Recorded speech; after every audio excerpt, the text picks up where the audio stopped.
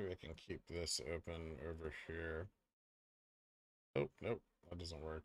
Jesus Christ. Never mind. Okay, so let me think what I want to cover.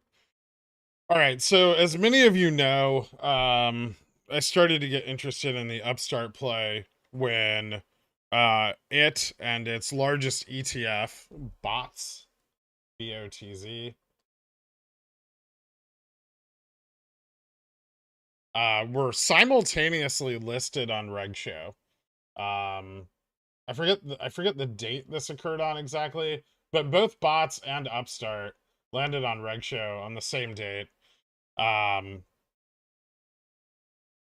this signaled to me that not only was bots kind of in an overcrowded short position, but that there was also a lot of synthetic shorting going on Upstart as well, right? No other underlying asset and bots landed on RegShow that same day, just Upstart.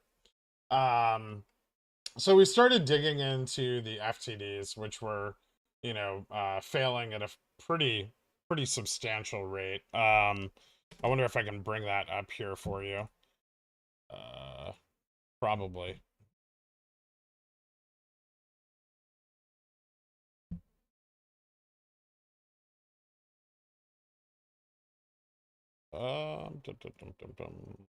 Chrome.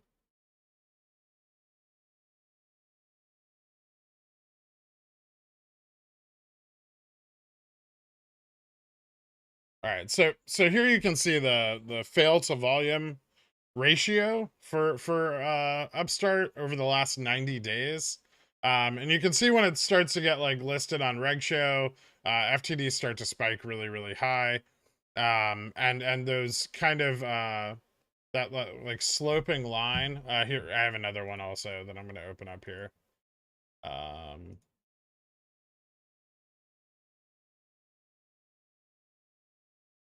I think this one, yes. Uh,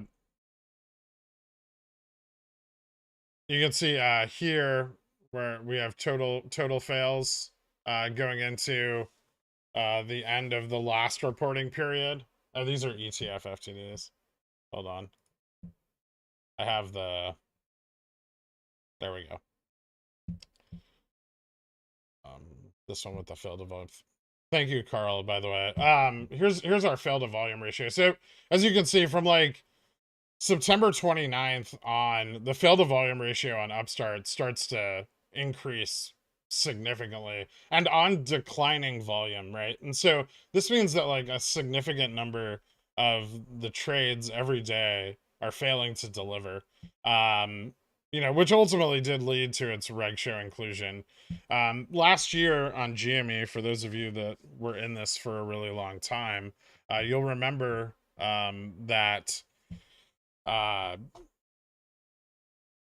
GME went on to RegShow and then it was briefly off RegShow before moving back onto RegShow again. And the reason for doing that is that it offsets the locate requirements that are forced by RegShow.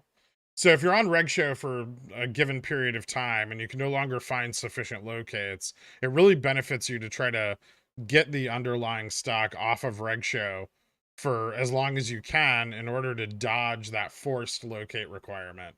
Now, if pressure persists on the stock, you're going to end up right back in that situation again, but only worse. And that's what's happened, I think, here on Upstart. I think we saw the shorts really crowd into earnings, and then I think we saw Upstart use a little bit of its $140 million share buyback, 120 now, to buy the dip on their after their own earnings, and I think that really put the pressure on them and tied up liquidity. That was a few days ago. So with Upstart back on RegShow now, I think I think what we're looking for, the next really important thing, is a run to occur. Any run, any significant volumetric run on Upstart. Even if we only test like 30 or 35, if we do it with a lot of volume and Upstart remains on Reg Show into the next period, we could see it really explode in a very similar way to the way GME did. Because once you're on Reg Show, you can no longer short without a pre-borrow agreement, which means you have to go to the lenders and they have to locate the shares in advance of you borrowing them, right? And we already know they have locate problems because of all the time that it's spent on Reg Show. And we know they've also used a lot of synthetic short liquidity because of the reg showing of their primary ETF. And so, what would happen in that scenario where you're both on reg show and synthetically short simultaneously is that at some point you have to cover those synthetic shorts. And if you cover those synthetic shorts while on reg show, you cannot stabilize price with synthetic shorts. Well, you can try. But what happens is you start buying puts into your own share buying, right? And you create a massive surge in volume in the underlying, is not only is the market maker hedging, you're now buying into your own short positions. Other short positions are attempting to hedge their short positions, right? And then you start to get this big surge in volatility, which then attracts volatility players who's trying to swap out volatility and hedge it.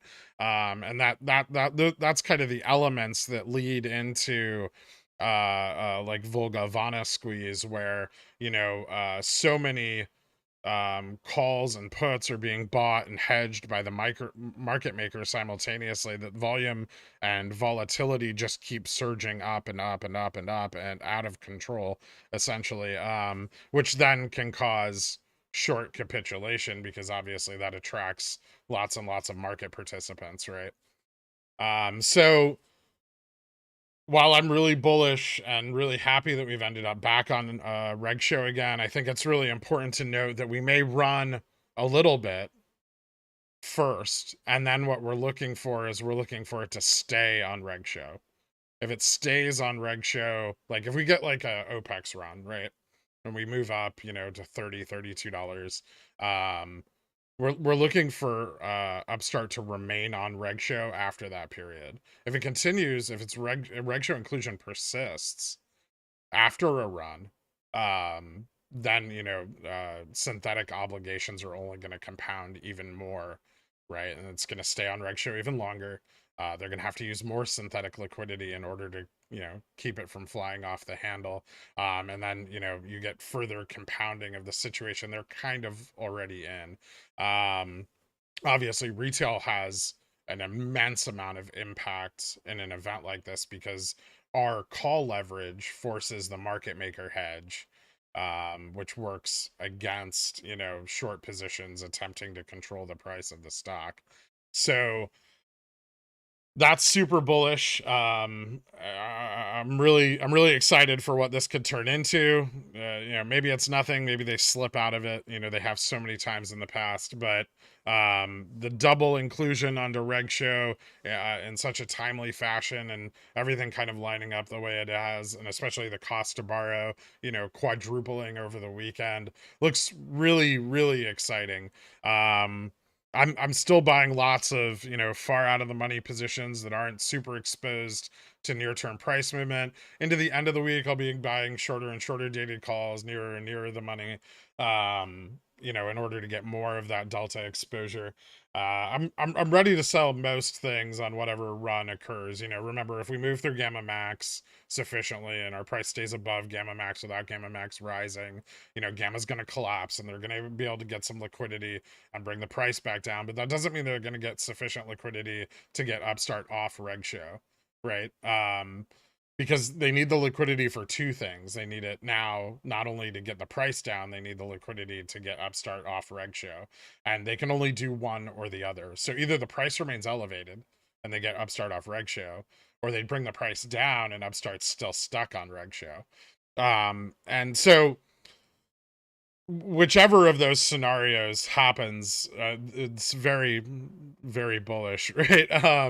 And then the next potential run could be really, really exciting because those positions could start to blow up. They're already way overcrowded. And so yeah, that's why I'm excited about Upstart. Also, not a bad company, not the worst long-term buy and holds. They've got good management. They know their industry. They're very profitable, which is why they were once worth $400. They make like 55 cents of revenue for every dollar in sales. They have quite a lot of cash on hand. They've negotiated themselves into $600 million of money at like a 0.25% interest rate, which was a phenomenal play, especially moving into a recession. They know their industry. They're getting more exposure to auto and business loans, which should give them some more loan volume. They make their money off of the facilitation of loans. They are part of the initial loan process. They use an AI system to kind of judge borrowers. Apparently, their system is very accurate and provides far fewer defaults than things like Experian or TransUnion. So a lot of lenders are becoming attracted to them, but risk managers at banks, are slow to move. So, but their growth over, I would say, the next 10 years looks very good. And that's it. So yeah, that was my Upstart pep talk.